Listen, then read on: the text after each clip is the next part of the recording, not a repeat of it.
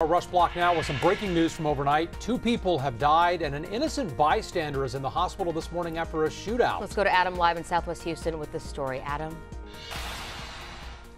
Hey, Russ and Lisa. Well, investigators have been here for more than 6 hours now looking for witnesses and cameras, but they still have not zeroed in on a motive. They say this all started about 10:30 last night when 2 men from 2 different cars began shooting at each other. Now, they say one of those men was shot and died in the road on foot.